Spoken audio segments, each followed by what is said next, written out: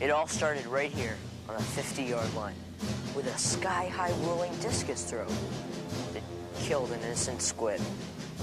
It ended here, too, on Valentine's Day at 7:07 a.m. in a massive showdown between me and this gruesome sandwich-eating mutant named Openface. We stood right on this spot, hating each other's guts in the freezing cold. Until, well, you'll find out. My name's Pete, by the way. This here's my brother, Pete. Yeah, we come back here every now and then to pay respects to the squid I killed. It's true. I killed it. But it was an accident, I swear. You see, my dad's this guy who always wanted to be a discus thrower in the Olympics. Sometimes he even sneaks out at night and pretends he's champion of the world. He kept bugging me to practice, so at least someone in our family could be on a cereal box. I said, no thanks. But then the guilt started getting to me, and one February night I gave in. I felt like a spaz king out there with my friend Ellen and Pete, but then I thought of my poor dad and I let one rip. It was a toss I think he would have been proud of, if only it hadn't crash-landed right on our sacred school mascot, Edna the Fighting Squid. Ellen said, we have to tell Mr. Beverly. This guy who owned the squid, but luckily he was sound asleep, because I had a much better idea. Let's bury it. So we did. In a special place where I figured school mascots deserve to go, the 50-yard line. You swear that you won't tell? I swear. What if they dip you in acid? I'll never tell, Pete, no matter what, even if they lower me inch by inch into the molten lava of a live volcano. My secret was safe forever.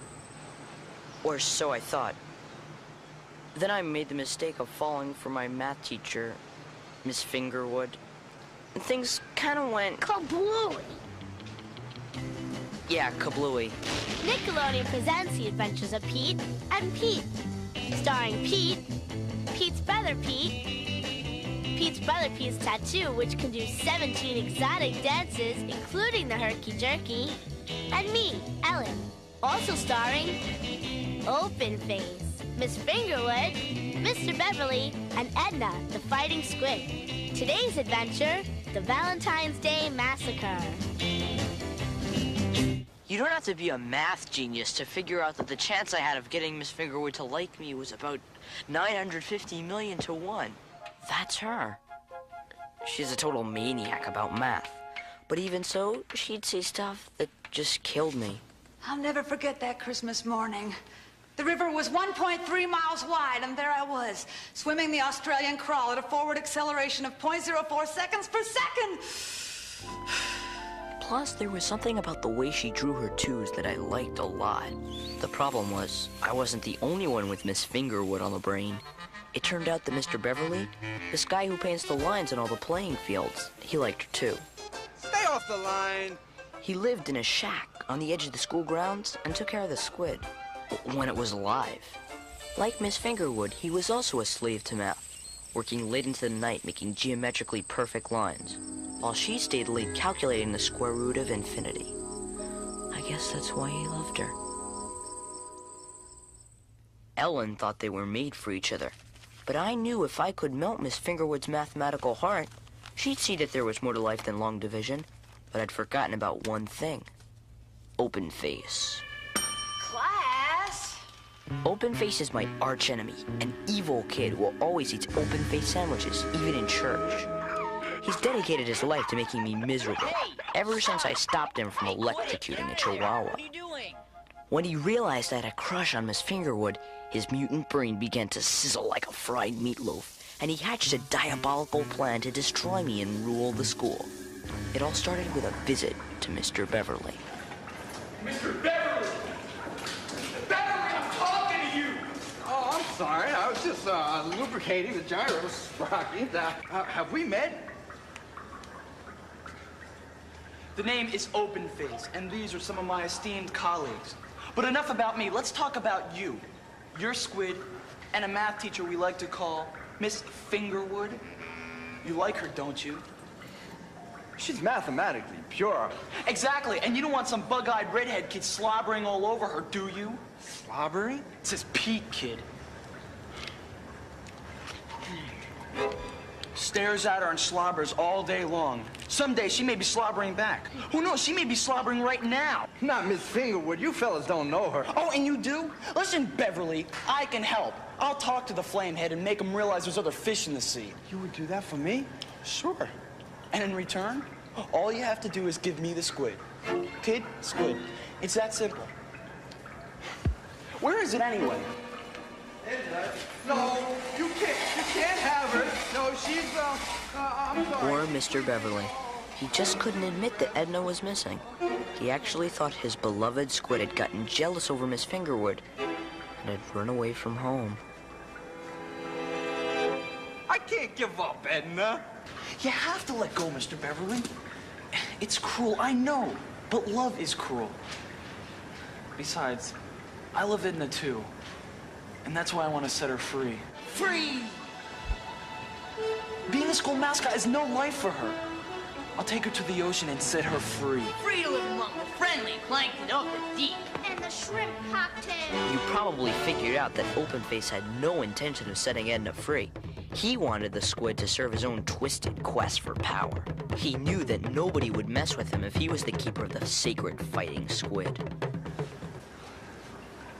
You won't hurt this kid, will you? Me? You'll just get him to stop slobbering. Okay, it's a deal. Just one more thing, Openface. Yeah? Stay off the line. The deal was set. Stop the kid, get the squid. Perfect. Except for one thing, the squid was dead. Of course, no one knew that except for us. Mr. Beverly kept hoping and praying that Edna was wiggling her way back home. Edna! Edna! Come back, Edna! Come home, Edna! Looking back, he must have felt pretty torn up inside. But I did too. We were more than halfway through the school year, and Miss Fingerwood still thought my name was... Whizzer? Pete. Just Pete. The time had come to make my move.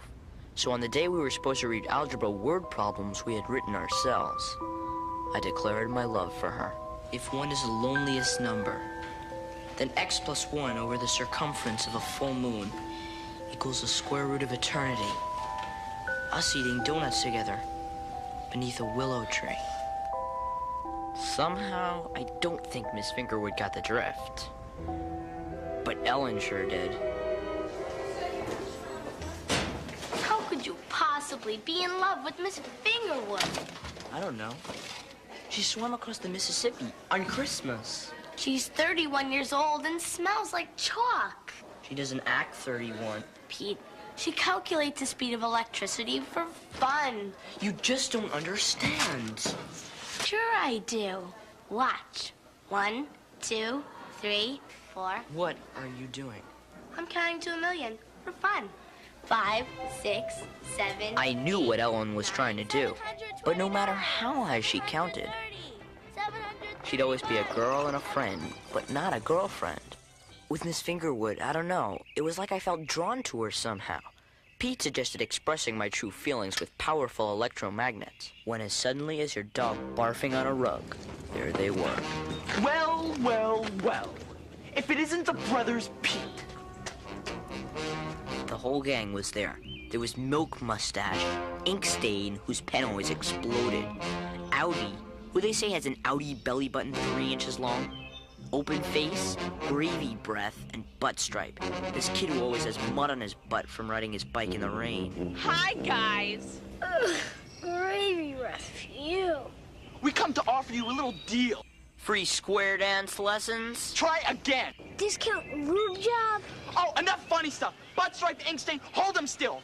Milk Mustache, make me an open-faced deviled ham sandwich. I have a feeling I'm gonna need some quick energy. What he needed energy for, of course, was to pummel me in areas he had marked out on a visible man model. You stay away from Miss Fingerwood. Understand, flamehead? Why? Here's why. Somehow, Pete escaped and tried to call for help. Coast Guard, give me Coast Guard. But it was too late. Do we understand each other? No poems, no slobbering. You so much as look at Miss Fingerwood and you'll be eating open-faced knuckle sandwiches forever. So what do you say, you freckled freak? Eat cheese. Inkstain, make me an open-faced liverwurst sandwich. I think we're gonna be here for a while. And I'm starting to feel liverwursty all of a sudden. When I finally figured out that Open Face had to be working for Mr. Beverly, all I wanted was revenge. Revenge! But how could I pick on a guy whose squid I just killed? Then again, he loved Miss Fingerwood, and I did too. I didn't know what to do. So I tracked down Ellen in Mr. Schlummer's science room. Hi. What happened to you? 734,000. I guess some people want me to stop slobbering over Miss Fingerwood. Oh, yeah? 734,000. But I don't care. What should I do? Here's an idea. Hey, we built that together. You painted the esophaguses. You painted the esophaguses. I painted the spleen. Here's the pancreas. Let me see. Ellen, I really need your help. Not this time, Pete. I mean, it's just... She knows the speed of electricity. And considering you never wrote me an algebra poem, I just don't think we can be friends anymore. Hey, but what about the squid secret? Doesn't that mean anything?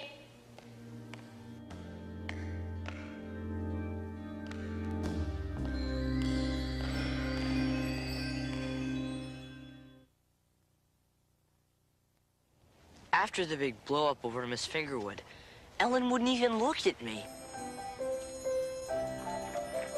I tried catching her eye while we were out in math class calculating the rotation ratio of the solar system, when all of a sudden, Pete! a miracle happened. Pete, what in heaven's sweet name happened to you? You look like you were hit by a 2-ton truck traveling at 7,800 feet per second. Uh-oh. Open Face's strategy had backfired. Miss Fingerwood was starting to fall for me. You poor thing. Mr. Beverly must have seen it all and had some sort of breakdown because he started roaming the streets at dawn, painting wobbly lines and talking to himself. Before school, Open Face and his gang found him on Gilroy Street, near the Chinese checkers factory. Miss Fingerwood? Guess again! Open Face, I can't take this anymore. I saw them. They were. You promised. We made a deal. Patience, Beverly, patience. Until the power of the squid is in my possession. I mean, until I can set Edna free. Free! Nothing will stop me. Nothing! Inkstain, we need a plan. Let's blackmail the flame head. Yeah! Blackmail! All right, quiet.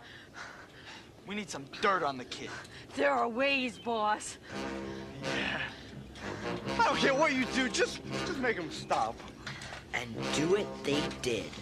Open Face knew that every kid has a secret to hide, and if he could just dig up mine, he could destroy me forever. His first target, Pete. Well. If it isn't the littlest, tiniest, teeniest Pete of them all. Take a sponge bath, hammerhead. They tell me you got a tattoo under that sleeve. Tattoo of a little lady. She's rehearsing. Look, there she is, boss. Oh, isn't she beautiful? Oh, my. I wonder how she'd look with a handlebar mustache. What do you balls want from me? Just a little information about your brother. Fight the wind. Very well. Maybe this goatee will help change your mind. Yeah. Never tea. Surely there must be one tiny secret out there you can share with us. Never. Okay, little Pete boy, you asked for it. Pete never cracked. No way. So Open Face set his sights on the only person left who could tell it all, Ellen. At first, I didn't think she'd fall for his cunning mutant charms. You look as lovely as the Hoover Dam today, Ellen. But he kept pouring it on. Would you care for a cheddar and flounder open face sandwich? No, thanks. But I'm melting the cheese with the radiant power of your glowing beauty. Well, thanks. When finally, the impossible happened, and Ellen said yes to a date with the sandwich eater, I didn't know which was worse. The chance that Open-Faced might weasel the secret out of her, or that she might actually end up liking him. I told myself it didn't matter. Once I gave my Valentine to Miss Fingerwood, all my troubles would be over. As I sat waiting for her to finish an equation she invented for measuring hiccup velocity below the equator, I saw these kites dancing around in the February sky, and I knew Ellen was out there in her lucky red boots, smiling at Open-Face. There's nothing like a hot liver and gravy sandwich when you're flying a kite. Tasty, isn't it? Just 2 minutes in the micro and presto. Ever see a deer get hit by a car?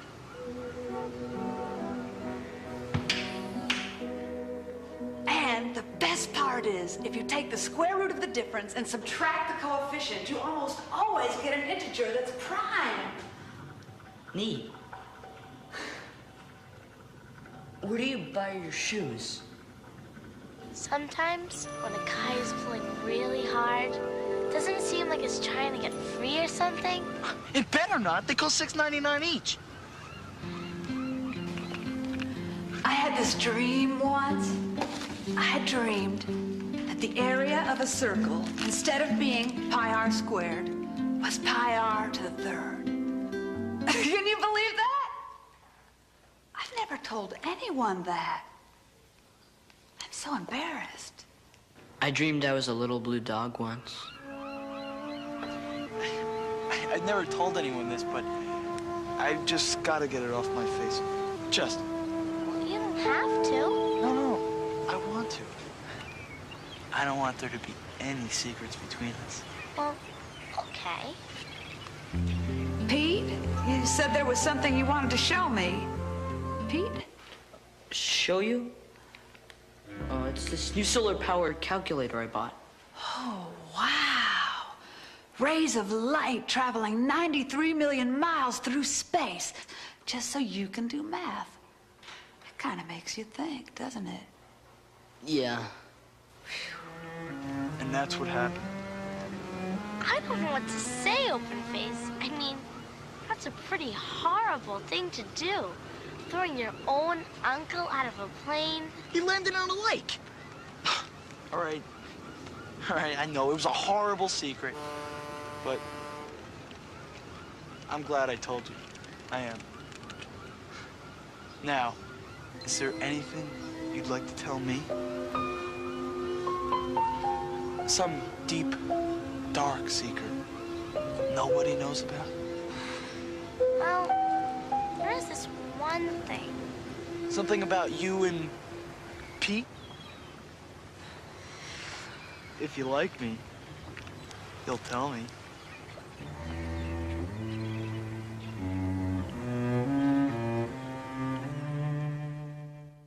I went to bed early that night, hoping to blot out the image of Ellen's red boots. Everything seemed so stupid. Me, my Valentine, flying kites in the middle of winter. Squid 1 squared times the square root of squid 2. And all of a sudden... Squid 999,999, 1 million. Dear Carrot Head, let's settle this mess once and for all. Meet me at Langley Field an hour before homeroom, you miserable wuss. Sincerely yours, Open-Face. So this was it. The final showdown with Open-Face. I didn't know what tricks he had up his mutant sleeve, and I didn't care. All I knew was I had to get Ellen back, and I had to do it alone. It would be one Pete against the world. Morning, Carrot Head. Fancy meeting you here. I'd like to introduce you to a friend of mine, Mr. Beverly Pete. And of course you know Miss Fingerwood. Miss Fingerwood, meet everyone's favorite Squidmeister, Mr. Beverly. The pleasure's mine. Eugene, why did you ask me here today? Eugene? Shut up! I called you here this morning because there are a few things I think you'd like to know. Right, Pete? Right. Mayday! Mayday! Come on, Ellen! Ellen, Julie! Ellen! Pete, what's wrong? Pete's in trouble. I'm angry. He needs help. Open-face knows the secret. You didn't tell him, did you? Hello, Ellen. Ellen! So, do we understand each other? No, I don't think so. You stop slobbering over Ellen. And I'll... Stop slobbering over Miss Fingerwood? Yeah. Well, well, well. So I guess things with you and Miss Fingerwood didn't quite add up. Pete? You sure draw grade 2s, though. Let me ask you this, lover boy. How will things add up with you and Ellen when you realize she told me the secret? She told you? Oh, it was a special moment we had. Just me and her, staring into each other's eyes. I guess we were meant for each other. And that's why there's one more thing you have to do. I want you to swear that you'll stay away from her forever. Or else. Or else what? I'll tell our friends here your pathetic little secret. What do you care about, Ellen? She betrayed you. I'm giving you 5 seconds to make up your puny mind.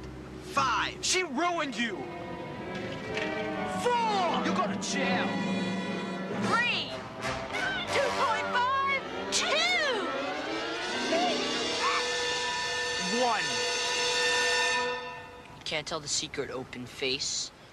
And why is that? Because I'm gonna tell it first. No! Mr. Beverly, your squid is dead. I killed it with a discus. Pete, no! I didn't tell him. He wanted me to tell him, but I didn't tell him. You didn't tell? You murdered Edna? You squashed the squid? What was the impact velocity? I don't know. It was an accident. Where is she now? Where's my Edna? Come on, Mr. Beverly. I'll show you. Right here. Me, Ellen, and my brother Pete buried her right here on the 50-yard line, where she belongs. Was she wearing her school uniform? Yes, sir. Did you sing the school song? We hummed it. That's what I would have done. It's hard to remember all those words. I couldn't believe it. After all I'd gone through, Mr. Beverly just looked into my eyes and forgave me. Just like that. Maybe because Miss Fingerwood smiled at him. Maybe because it was Valentine's Day. You died with dignity, Edna. Like a fighting squid should. Wait, what's going on here? Mr. Beverly, this kid squashed your squid. I mean, my squid. Edna is with us all now, open face. No, she's not. She's 6 feet underground, decomposing. Open face, you're disgusting! I was gonna set her free, Ellen. Free! Oh, just shut up. We had a deal, Mr. Beverly. Tell him. I get you Miss Fingerwood. You give me the squid. Mr. Beverly! I was jealous. I didn't know what to do. I don't know what to say. Before you say anything, would you come with me? As for you, open face, stay off the line. You cannot do this! I am open face! You heard him, Eugene. Scram! I'll be back. Come on, guys, let's get out of here. Even though he never stopped the kid or got the squid, Openface did do one thing right. He gave Mr. Beverly a chance to deliver his Valentine to Miss Fingerwood. Happy Valentine's Day. I made it for you. Wow. It's geometrically perfect in every way. I knew you'd like it. What formula did you use for the parabolas? R times pi r squared. That is so romantic.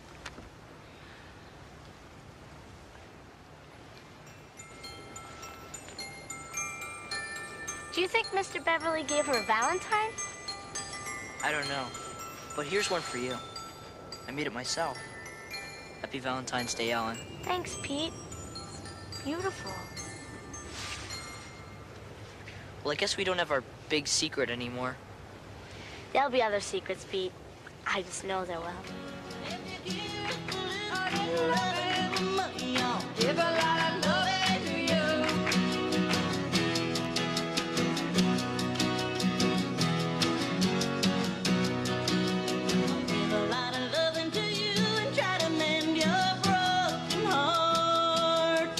If you give a little loving to